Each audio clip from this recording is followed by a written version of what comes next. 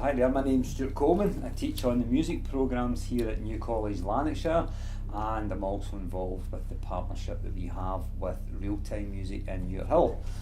So my journey with New College, Lanarkshire and the partnership with Real Time all started back in 2017 with Real Time, and that was a platform that kind of opened my eyes to the other side of college life and getting access to music tuition that involves students that just may not have had that opportunity in the past.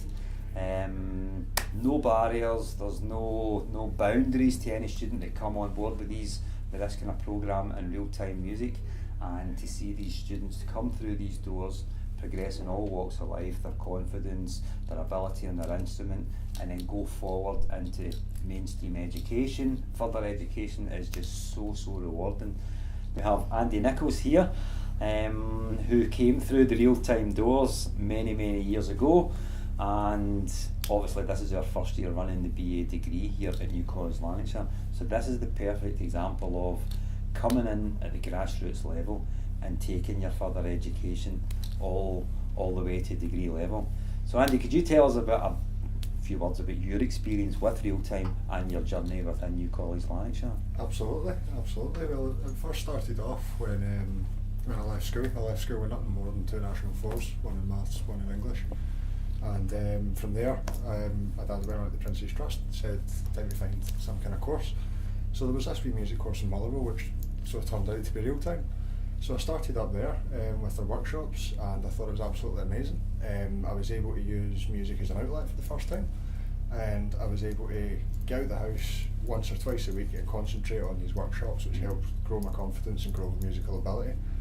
And then working my way through these workshops, we ended up on the ACI, or the Access to the Creative Industries course with yourself. That was half and half Real Time, half New College, Lanarkshire, and that's really what opened the door for me. That got me right out in there, and I was able to actually see a career path within the music industry for myself for the first time.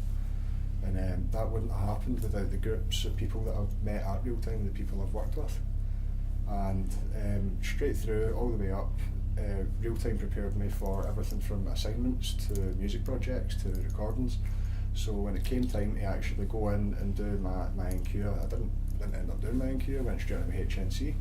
Managed to get an A, and then went through my HND, and I'm now sitting my bachelor's. And to be honest, none of this would have been possible if it wasn't for that Real Time course to begin with. It wasn't even a course, it was a wee workshop, and I wouldn't have made it nearly as far as I have now without Real Time support.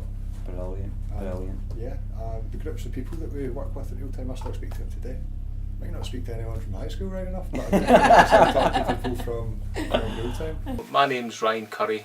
I'm the manager of Real Time Music.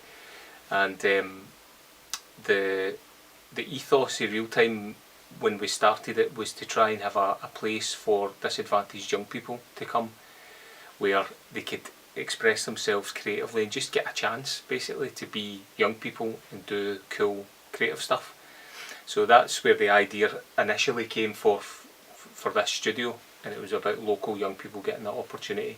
It quickly then moved to targeted projects. We found there was a lot of young people who they maybe weren't getting a chance to be in a band to then book the studio, so we were trying to target those individual young people and start our own groups, and that just took off something awful, and we realised just how much a need there was and how much disadvantage there was and how much opportunity there was for us to tap into that and use creativity as a way to help young people's mental health, build confidence, build personal confidence, creative skills, all that kind of stuff.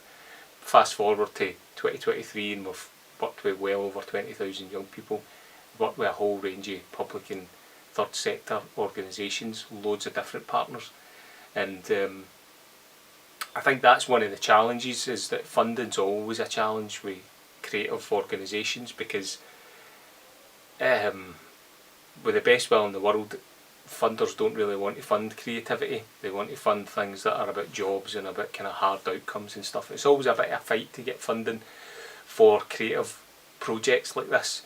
But the one thing that we've got going for us is that we've been going a long time, and funders, they know that if they fund Real Time, they're funding an organisation that gets results with young people. Young people turn up to what we do and they love it.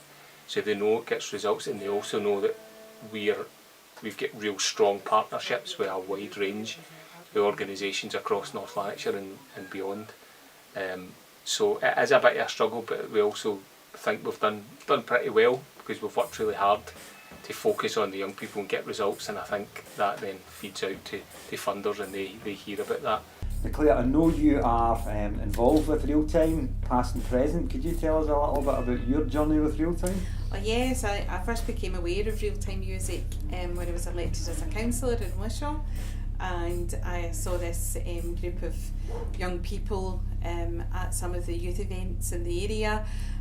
Found out a little bit more about them, and recognised that they were a charity that were engaging with young people that were quite far away from education, multiple issues with schools, some school refusers, and I was just really intrigued at how they were using creative industries, so I got to know them a bit better. When I became elected to the Parliament, in my first term in the Parliament as a regional MSP, I was able to visit them, and I was hosting Creative Scotland at the Scottish Parliament, which is of course a showcase of all the big ticket items, all the wonderful performers and the national performing companies and all these wonderful events that Creative Scotland and artists they work with. So I think I remember Lau were performing that night, or the folk band.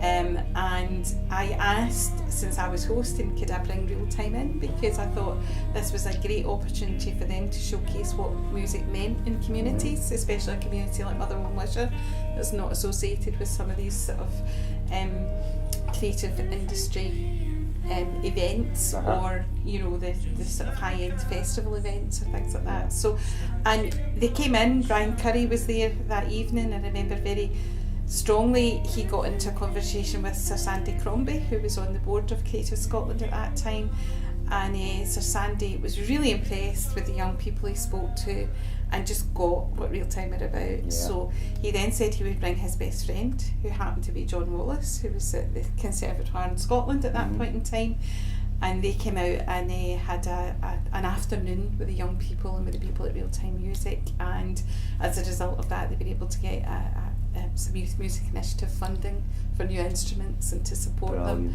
And it just underlined to me how impressive what they were doing was and what difference they were making.